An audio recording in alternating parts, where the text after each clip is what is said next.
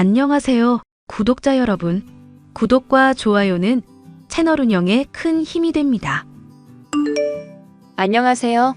저는 서울에 거주하며 보험회사 법무팀에 근무하는 31살 여성입니다. 가족들은 평범한 회사원이 되길 원했지만 저는 저만의 특별한 커리어를 갖고 싶었어요. 대학교에 입학하고 법과 경영을 공부한 뒤 대학원까지 학업을 무사히 마치고 변호사가 되었습니다. 벌써 4년 차네요. 오늘 제가 사연을 쓰게 된 이유는 1년 전 겪은 제 파혼 이야기를 해드리기 위해서예요. 파혼의 결정적인 원인은 예비 시어머니 될 분의 과도한 욕심 때문이었습니다. 아들 가진 엄마라면 아들 부심 있는 건 당연한 거라 생각합니다. 얼마나 귀하고 소중한 자식이겠어요. 그럼에도 불구하고 저는 그 사람의 됨됨이와 그 사람을 사랑하는 마음 하나만 보고 결혼을 하려 했어요. 하지만 예비 시어머니는 그런 제 마음을 철저히 짓밟으신 분입니다. 아들의 행복보다는 자신의 이익이 먼저였던 분이었죠. 어떤 사연인지 궁금해하실 것 같아 사연을 시작해보도록 하겠습니다. 수연아, 회사 일 안 힘들어? 내가 뭐 도와줄 건 없어? 응, 괜찮아. 그래도 네가 있어서 다행이야. 나 혼자 어색해서 죽는 줄 알았다니까? 선배가 그러는데 원래 분위기가 이렇대. 그래서 처음엔 어색할 거라며 걱정해 주시더라고. 아무리 그래도 그렇지. 와, 사법고시 공부하는 것보다 회사 분위기 적응하는 게 더 힘들다. 원래 사회생활이 그렇지 뭐. 나도 너처럼 편하게 생각했으면 좋겠어. 가끔은 네가 부럽다. 눈치 없다고 잔소리만 듣는데 뭘. 기분도 꿀꿀한데 오늘 퇴근하고 한잔할래? 아, 어쩌지? 오늘은 부모님 만나야 해. 너 요즘 부모님 자주 만난다? 독립해서 좋아하더니 맨날 만나냐? 혼자 사는 게 걱정되시나 봐. 거절하는데도 오늘은 꼭 저녁 먹자고 하시네. 야, 그래도 챙겨줄 때 고마워해. 나중에 그러지도 못한다? 후회하기 전에 효도해라. 그나저나 너는 요즘 집안 사정은 좀 나아졌어? 지난번에 어머니 가기 어렵다고 했잖아. 뭐 그냥 그렇지. 우리 오빠도 전역하고 취업했고. 아, 말 안 했나? 우리 오빠 이 회사 다녀. 아, 정말? 어디 부서에서 근무하시는데? 보험 영업직이긴 한데 이제 입사 6개월쯤 됐을걸? 근데 실적이 좋은가 봐. 맨날 무슨 상도 받아오던데? 오, 일이 적성에 맞으시나 보다. 그때 말주변 좋다던 그 오빠 맞지? 응. 원래 다른 일 하다가 이쪽 일 시작한 건데 괜찮은가 보더라고. 근데 너 우리 오빠 기억하네? 이참에 우리 오빠 만나볼래? 뭐? 내가 너네 오빠를... 에이, 어떻게 그러냐. 뭐 어때? 가볍게 커피 한잔 하면서 친하게 지내는 거지 뭐. 너 그러다 내가 옳게 되면 어쩌려고 그래? 어쭈, 그럼 나야 좋지. 요즘 신우이랑 올케 사이 갈등 엄청 많다는데 너랑 나는 그럴 걱정은 없겠다. 그럼 오빠한테 말해서 약속 잡을 테니까 조만간 시간 내서 한번 보자. 아, 알겠어. 저는 대학 시절 동문이었던 친구 녀석과 운 좋게 동반 입사를 했습니다. 친구는 법무팀에서 근무하는 평범한 사무직 직원이었고 보시다시피 제 친구이자 시누이이기도 합니다. 예비 신랑은 제 친구의 오빠였고 우연히 친구의 소개로 처음 만났어요. 솔직히 친구한테 자신의 오빠를 소개해주는 게 쉬운 일은 아니지만 제 친구는 예외였습니다. 매사 열심히 살려고 노력하는 자기 오빠를 존경한다며 본받을 게 많은 사람이라고 입에서 칭찬이 마를 날이 없었거든요. 아무튼 친구가 이어준 인연으로 저희는 마음 편히 만나는 친구 사이에서 연인 사이가 되었습니다. 처음에는 친구 오빠와 연애를 한다는 것 자체가 말이 안 된다고 생각했어요. 혹여나 이별을 경험할 경우에 서로가 껄끄러운 사이가 될 수 있으니 애초에 그런 일을 만들지 말자 주의였거든요. 그렇게 1년 반 정도 연애를 했고 결혼 정년기에 접어드니 누가 먼저랄 거 없이 결혼 이야기를 꺼냈어요. 수연아, 우리 올 크리스마스면 2주년인데 미리 양가 부모님한테 인사드릴까? 언제 인사드리려고? 우리끼리 대충 상의라도 하고 계획을 짜야지. 무작정 결혼할 거예요. 하면서 인사드린다고 다가 아니란 말이야. 아, 미안. 내가 너무 성급했지? 우리 나이도 나이인데 내년 가을에 결혼하는 걸 목표로 조금씩 준비하면 어떨까? 시기는 좋은데 이왕 이야기하는 거 좀 자세히 이야기 좀 했으면 좋겠어. 구체적으로 어떤 거? 예식장은 어디로 할 거고 신혼집은 어디로 갈 거고 서로 재정 상황도 오픈해야 대충 계획이라는 걸 세우지. 네 말이 맞아. 나는 지금까지 모은 돈이 5천 정도 되거든. 생각보다 적지? 엄마도 도와드리고 대출금도 갚고 하느라 이 정도가 전부네. 대출? 집에 무슨 일 있어? 희진이한테 들은 건 없는데. 아, 엄마 식당 하시잖아. 코로나 때문에 직격탄 맞아서 한동안 손님도 없고 월세 낼 돈도 빠듯하다고 하셔서 내가 좀 도와드렸거든. 월세 못 내면 안 되니까. 아, 그렇구나. 그럼 그 돈을 돌려주시기는 하는 거야? 가게 상황 나아지면 주신다고 하셨어. 아무튼 돈 좀 보태드리느라 생각보다 적게 남았어. 상관없어. 어차피 집 사려면 대출 받아야 하고 전세를 살아도 대출을 받아야 해. 이래저래 다 돈이니까 크게 신경 쓰지 마. 우리가 못 버는 것도 아니고. 그렇게 이야기해주니 고맙네. 자기는 얼마 정도 모았어? 나는 이번에 자취 시작하면서 돈 쓰기 시작한 거고 그동안은 굳이 돈 안 써서 8천 정도 모았을 거야. 부모님이 적금 들어주셨던 것도 있어서 당장 뭘 시작하는 데 있어서 부족한 건 없을 거야. 아, 그럼 우리 집부터 알아볼까? 성격도 급하네. 어른들한테 인사드리는 게 먼저지. 그리고 자세한 건 상견례 다 끝나고 하는 거 아니야? 왜 이렇게 급해? 너랑 빨리 결혼하고 싶어서 그러지. 일정 조율해서 인사드리러 가자. 예비 신랑은 성격이 조금 급한 것 말고는 모두 괜찮은 사람이었습니다. 저를 소중하게 대해주기도 하고 직업 때문인지는 모르겠으나 항상 배려를 많이 해주던 사람이었어요. 이런 사람이라면 평생 기댈 수 있겠다 싶었고 결혼을 결심하게 된 거랍니다. 그렇게 양가 집안에 인사를 드리게 되었죠.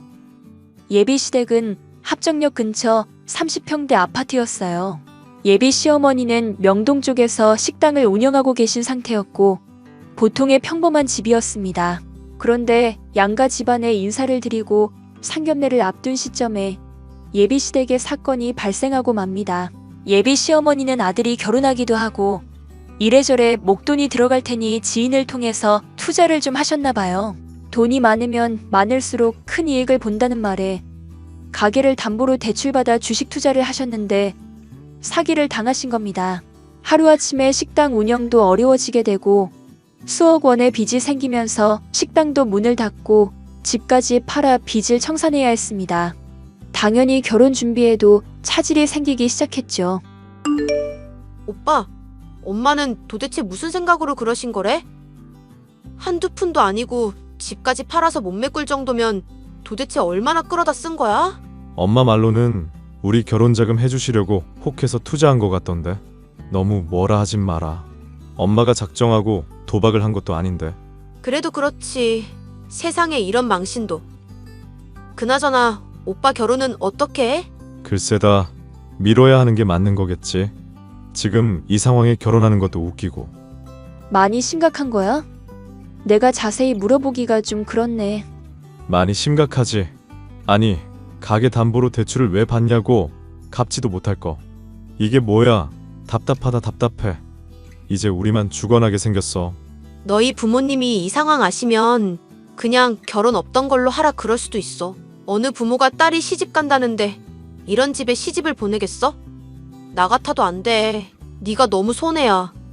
결혼을 미루던지 이 일을 해결하던지 해야 할 것 같아. 내가 도움을 줄 수 있는 방법은 없을까? 당신이 왜 나서려고 해. 이건 엄연히 우리 집 일이니까 우리가 알아서 해결할게. 생각해 준 건 고마워. 당신한테 참 면목이 없다. 살다 보면 그럴 수 있지. 어머니가 나쁜 의도로 그러신 게 아니니까 충분히 이해해. 한 푼이라도 더 물려주겠다고 그러신 거잖아. 그러니까 혹여나 어머니한테 싫은 소리 절대 하지 마. 아마 제일 마음 아파하고 계실 거야. 알겠어. 어머님, 아버님께는 뭐라고 말씀드리지? 일단은 상황을 좀 더 지켜보자. 어떻게 될지 모르는 일이니까. 상견례를 하면 본격적으로 결혼 준비를 해야 하는데 갑작스러운 상황에 모든 일이 멈춰버리고 말았습니다. 대책도 없고 도무지 어떻게 해야 할지 방법이 떠오르지 않더라고요. 결국 결혼을 조금 미루는 걸로 하고 예비 신랑과 시누이가 모아둔 돈으로 급한 빚부터 해결해야 했어요. 예비 시댁은 살고 있던 집까지 팔아 은행 빚을 갚기 급급했고 겨우 남은 돈으로 방 2개짜리 반지하로 이사까지 했습니다. 예비 신랑은 저에게 면목이 없다며 잔뜩 주눅이 들어서는 의기소침해하더라고요. 저는 모든 사실을 친정 부모님께 알리고 결혼을 조금 뒤로 미룰 거라고 말씀드렸습니다. 그렇게 1년 정도의 시간이 흐르고 어느 정도 제법 안정을 되찾으니 예비 시어머니가 먼저 나서시더라고요. 회사에서 업무를 보고 있는데 저에게 먼저 연락을 하셔서는 만나자고 하시는 겁니다. 어차피 결혼할 사이니 자주 만나서 얼굴도 익히고 친해지면 좋을 것 같았어요. 그런데 막상 만나 뵙고 대화를 나누다 보니 생각보다 시어머니는 반전 있는 분이셨습니다. 왔니? 오랜만이구나. 지난번에 인사 오고 나서 하도 연락이 없길래 결혼 안 하는 줄 알았어. 바쁘다는 핑계로 연락 못 드려서 죄송해요. 종종 희진이랑 준혁 씨 통해서 어머니 근황 전해 들었어요. 요즘엔 어떻게 지내세요? 다 들었다니? 그게 무슨 소리니? 아무래도 결혼 이야기가 오고 갔다 보니까 서로 경제 상황 같은 건 공유하고 있거든요. 결혼 안 할 거 아니니까요. 그래? 생각은 의외로 깊구나. 솔직히 헤어질 줄 알았거든. 아니에요. 무슨 말씀을 그렇게 하세요. 저희 서로 많이 사랑해요. 극복할 수 있는 건 같이 극복해야죠. 말은 잘하는구나. 우리 잘난 아들이 대기업 들어가더니 괜찮은 사람 하나 얻었네. 그래서 너희들의 계획은 뭐니? 일단 준혁 씨가 모아둔 돈을 쓴 상태라 조금 더 있다가 결혼식을 올려야 할 것 같아요. 상황도 상황인 만큼 더 벌어서 결혼하면 좋잖아요. 예, 그러다 우리 아들 다 늙어 죽겠다. 1살이라도 어릴 때 결혼해서 손주도 보고 그래야지. 너무 안일하게 생각하는 거 아니니? 글쎄요.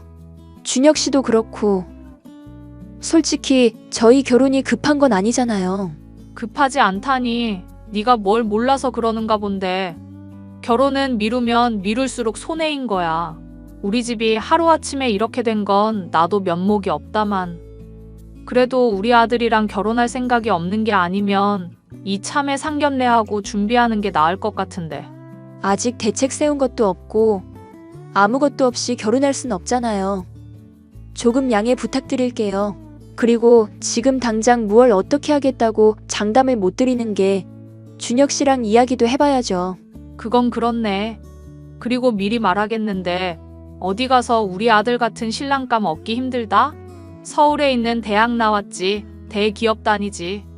네가 아무리 변호사라도 며느리 될 입장이잖니? 대충 알아들었으리라 생각하마. 아무튼 의견 조율되면 연락하렴. 네, 그럴게요, 어머니. 그리고 이런 말까지는 안 하려고 했는데 연락을 내가 먼저 하는 일은 없게 해라. 너 어디 가서 가정교육 못 받았다는 소리 들어. 네, 명심하겠습니다. 준혁 씨랑 이야기해보고 바로 연락드릴게요. 예비 시어머니는 저희가 결혼을 하지 않을까봐 걱정이셨는지 저를 직접 만나며 의중을 한참이나 떠보시더라고요. 솔직히 결혼을 준비하는 데 있어서 경제적인 부분이 제일 크게 차지하는 터라 깊게 생각해야 하는 부분이었습니다. 시댁에 아직 빚이 5억이나 남은 상태였고 제가 그 상황에서 결혼을 해버린다면 저까지 그 빚을 함께 갚아야 하는 건 아닌지 내심 걱정했거든요. 예비 신랑이나 시누이는 턱도 없는 소리 하지 말라며 노발대발했지만 저는 왠지 모르게 찜찜함을 느꼈습니다.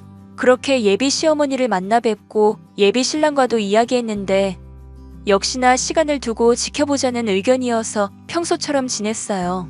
저희 결혼에 목숨이라도 거셨는지 예비 시어머니는 저에게 시도 때도 없이 연락을 해대셨습니다. 결국 상견례를 조금 빨리 한다 생각하고 양가 어른들과 시간을 조율해 일정을 잡았어요. 그런데 말입니다. 상견례장에서 예비 시어머니는 정말 상상 그 이상의 말씀을 하시더라고요. 아들 자랑을 하는 건 물론이거니와 자신의 할 말만 쥐야장천 해대시는데 이게 상견례인지 낭독회인지 모르겠더라고요. 각자 형편에 맞춰 할 수 있는 만큼만 하자며 대화를 마치셨고 저희는 어른들의 응원을 힘입어 본격적인 결혼 준비를 하기로 했어요. 혼수도 보러 다니고 집도 보러 다녀야 하는데 그 전에 해야 할 일이 있었습니다. 저희 집안에 대해 솔직하게 털어놓는 일이었어요. 사실 저는 다이아 수저로 불릴 만큼 유복한 가정입니다. 제가 다니고 있는 보험회사 대표가 저희 아버지셨거든요. 워낙 내색하는 걸 싫어하고 평소에 검소하게 생활하시는 분들이라 그런 분들을 닮아서인지 저도 내색을 하지 않았거든요. 하지만 인생을 공유하고 평생을 함께해야 하는 만큼 당연히 알려줘야 한다고 생각했어요. 자기야, 나 사실 말 못한 게 하나 있어. 응, 말해. 뭔데 그렇게 뜸을 들여? 회사 이야기이기도 하고 내 이야기이기도 한데 당신이 충격받지 않았으면 좋겠어. 뭔데? 말해봐. 사실 이 회사 대표가 우리 아빠야. 얼마 전에 처음 봤지? 워낙 자신을 드러내지 않는 분들이라 나도 그렇고 미리 말하지 못해서 미안해. 아, 별거 아니네. 아니. 잠시만. 뭐라고? 이 회사 대표가 아버님이라고? 이명훈 대표님이 당신 아버지야? 응, 맞아. 아니, 엄청난. 이게 무슨... 미리 말 못해서 미안해.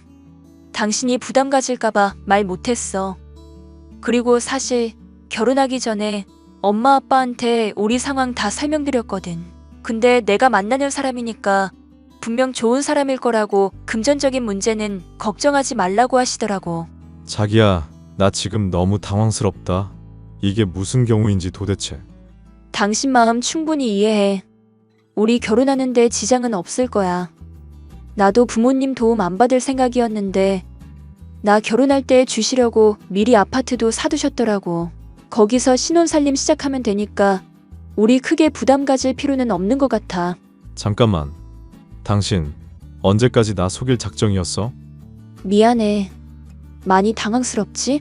당황스럽지. 당연히. 그렇다고 당신이 변하는 건 아니니까 조금 놀랍긴 하네. 이해해줘서 고마워. 엄마한테는 당분간 비밀로 하자. 당신 얼마 전에 엄마 만났다며. 그럼 엄마 스타일 알았을 거잖아. 이번에 우리 집 상황도 그렇고 이 사실 알면 엄마 가만 안 있을 거야. 돈 앞에 장사 없다니까 따로 말하지 말자. 알겠지? 알겠어.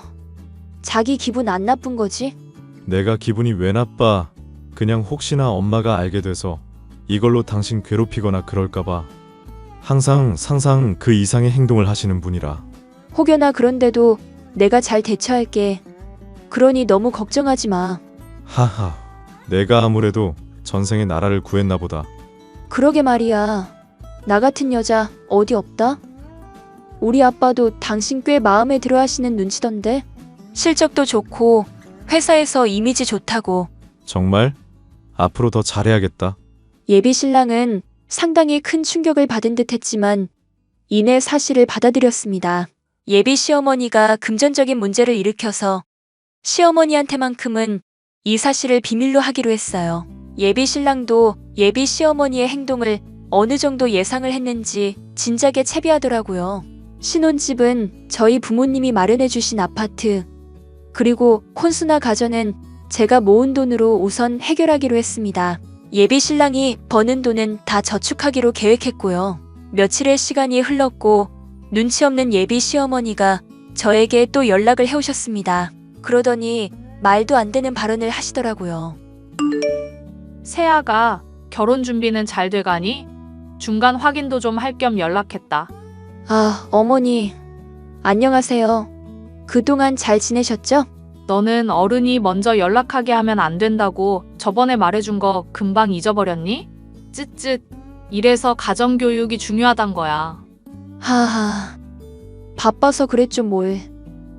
결혼하면 매일 연락드릴 텐데요. 그 전까지는 봐주세요. 아무튼 중간 브리핑 좀 해보렴. 신혼집이나 그런 건 어떻게 하기로 했는지 다 말해보란 말이야. 아무 말도 없길래 내가 먼저 물어봐야겠어. 어머니, 사실은 부모님이 회사 근처에 미리 제 명의로 마련해 주신 집이 있어요. 거기서 신혼살림을 시작할 예정입니다. 뭐? 그건 참 다행이구나. 거긴 시세가 얼마니? 아파트긴 한데 지어진 지 좀 됐더라고요. 시세로 치면 7억 정도 합니다. 뭐? 7억씩이나? 얘 세아가 그러지 말고 돈도 아낄 겸 결혼하면 합가해서 살자. 우리 집 방도 하나 남으니까 여기서 신혼살림 차리고 그 아파트 팔아서 사업이나 하자꾸나. 네? 그게 무슨 소리세요? 말 그대로 사업하자는 소리다. 우리 집에 웬만한 살림살이는 있으니 혼수랑 집값이 굳는 셈이잖아. 그럼 너도 좋고 나도 좋은 거 아니냐? 물론 그렇긴 하지만 어머니, 저희가 어떻게 같이 살아요? 살려면 왜 못 사니? 원래 그렇게 비비적거리면서 살아야 가족 간의 정도 더 생기고 그러는 거야. 돈도 아낄 겸 그렇게 하렴. 그리고 혼수랑 집값은 굳은 거나 다름없으니까 예단을 좀 넉넉히 해오렴. 다른 거 다 필요 없고 현금 예단이면 된다. 얼마를 해드려야 하는 걸까요? 예단은 2억 정도만 해오렴. 딸 자식한테 집 장만해줄 정도면 상당히 능력 있는 분들 같은데. 그 정도는 해올 수 있지? 어머니, 그건 좀 아니죠. 한쪽으로 기우는 결혼은 하지 말라는데 저 준혁 씨 하나 보고 결혼하는 거예요. 저희 부모님이 안 그래도 편히 많이 봐주고 계신데 현금 예단으로 2억을 해오라니요. 무슨 재벌집 결혼식도 아니고. 예. 우리 집이 뭐가 어때서? 방도 2개고 거실도 넓고 이 정도면 우리 식구 충분히 살아. 그러니 2억 가져와. 저는 그렇게는 못하겠네요. 지금 생각해보니 결혼하면 어머니 때문에 스트레스 받을 것 같아요. 뭐? 스트레스? 너 지금 말 다 했어? 없이 산다고 무시하는 거야? 옛날 같았으면 길거리에 드러누워 잤단 말이다. 얘가 뭘 모르는구나. 어머니, 저 이렇게 안 살아봐서 몰라요. 근데 반지하 2칸짜리 방에 물도 줄줄 새고 곰팡이는 가득한데 거기서 어떻게 다 큰 성인 3명이서 사냐고요. 위생적으로도 편치 않은 상황이에요. 말이 안 된다고 생각합니다. 뭐가 말이 안 된다는 건데? 돈도 아끼고 얼마나 좋니? 내가 몇 배로 불려줄 테니까 그 아파트 팔고 합가해서 살자꾸나. 너도 그 어줍잖은 변호사 일 때려치우고 나 도와서 사업할 생각이나 해. 어머니, 말씀이 좀 지나치신데요? 말씀 의도는 알겠는데 저는 따르지 않을 거예요. 너 정말 이럴래? 너같이 근본도 모르는 년을 잘난 우리 아들 짝으로 겨우 허락해줬는데 이 정도면 감사합니다 하고 저래도 모자란데 네가 뭔데 충고질이야? 예비 신랑이 저희 친정에서 지원하는 부분을 말씀드렸는지 시어머니가 눈에 불을 켜고 달려들더라고요. 위에서처럼 어이없는 말만 해대시며 무조건 자기 말이 맞는다고 우기기 바빴습니다. 저를 까내리면서 욕설까지 퍼부으시는데 더는 듣고 있을 수 없겠더라고요. 예비 신랑을 사랑하는 마음이고 나발이고 앞으로 제 미래가 그려지지 않았습니다. 꾹 참고 결혼한다고 해도 시어머니 때문에 하루하루가 지옥이 될 것만 같았죠. 결국 저는 시어머니와 오랜 대화를 끝으로 파혼을 결심했습니다. 어머니, 저 드릴 말씀이 있어요. 뭔데? 네가 드디어 정신이라도 차렸나 보구나. 말해보렴. 저 아무래도 이 결혼 못할 것 같아요. 어머니 말씀 곱씹어봤는데 도저히 제 상식선에서는 납득이 안 가서요. 결혼하는 거 자체가 기운다는 거 알고 계세요? 신혼집도 저희 부모님이 해주셨고 혼수나 예단도 제 돈으로 먼저 해결하는 건데 결국 준혁 씨 맨몸으로 결혼하는 거거든요. 뭐? 너 지금 우리 아들 깔보는 거야? 깔보는 게 아니라요. 현실을 말씀드리는 거예요. 말끝마다 어디 가서 이런 예비 신랑 못 만난다 하시는데 오히려 그 반대 아닐까요? 제가 준혁 씨한테 잘 말할 테니 저희 파혼하는 걸로 알고 계세요. 얘, 너 지금 무슨 짓이야? 정말 파혼이라도 하겠다는 거야? 주변에 다 알렸는데 이제 와서 어떡하라고? 그러니깐요. 저보고 뭐 어쩌라고요? 어머니는 눈치가 없어도 너무 없으시네요. 왜 모든 걸 어머님 기준에서 판단하세요? 그리고 저희 친정에서 주는 도움이 당연한 건 아닙니다. 그건 알아주셨으면 해요. 정말 파혼하겠다. 이거냐? 준혁이도 알아? 네, 전달했고 아직 답변은 없지만 메시지 읽었어요. 저 어머니랑 평생 잘 지낼 자신도 없고 이런 거 극복하면서 스트레스 안 받으리란 보장도 못할 것 같아요. 그니까 그냥 각자 형편에 맞는 사람 만나서 행복하게 사는 게 제일인 것 같네요. 어쨌든 저는 아닐 것 같으니까 새로운 인연 잘 만나세요. 야, 이 버르장 머리 없는 년이. 너 지금 나 가르치려고 하는 거니? 아니요. 제가 어떻게 어머니를 가르쳐요. 앞으로 결혼 진행은 어려울 것 같아요. 평생 살아야 하는데 마음 하나 갖고 결혼하는 건 아닌 것 같네요. 그럼 잘 지내세요. 아, 그리고 그건 아시나 모르겠네. 어머니 염치 좀 챙기시고요. 자꾸 저 무시하시는데 그러면 안 돼요. 뭐? 무시하지 말라고? 네가 근본도 모르는 년이라서 그런 건데 뭐가 어쩌고 저째? 그놈의 근본. 어머님 그건 아세요? 어머님, 아들이 다니는 그 회사 대표가 제 아버지인데요? 거짓말하지 마라. 이게 보자 하니까 날 아주 우습게 알지? 못 믿으시겠다면 준혁 씨한테 물어보세요. 그럼 전 이만. 앞으로 마주치지도 연락하지도 않았으면 좋겠네요. 야! 저는 쿨하게 예비 시어머니와 예비 신랑에게 파혼을 선언했습니다. 모든 사실을 알게 된 예비 시어머니는 땅을 치고 후회한다며 저를 붙잡으셨어요. 남편은 어느 정도 상황을 예상했는지 생각보다 이별을 덤덤하게 받아들이더라고요. 같은 회사라 얼굴 보는 게 좀 찜찜하긴 하지만 현실이 그러한데 뭐 어쩌겠나요. 저희는 그렇게 파혼을 하기로 합의했고 회사에서는 그저 직장 동료로만 지내고 있답니다. 앞으로 더 나아질 것도 없고 그 이상 그 이하도 아니거든요. 결혼을 한 게 아니라 파혼으로 그쳐서 천만다행이지만 저도 사람인지라 조금 씁쓸하긴 하네요. 파혼을 하게 되니 결혼이라는 것에 대해 다시 한번 생각하게 되더라고요. 굳이 해야 하나 싶기도 하고 그저 주어진 일이나 열심히 하라는 뜻으로 받아들이려고 합니다. 제 사연은 여기까지예요. 어떠셨나요? 이혼보다는 파혼이 낫다는 말이 있듯이 저와 비슷한 상황이신 분들은 충분히 생각을 해보시기 바랍니다. 미래가 그려지지 않는 결혼은 하지 않는 게 좋아요. 그럼 제 사연은 여기서 마치겠습니다.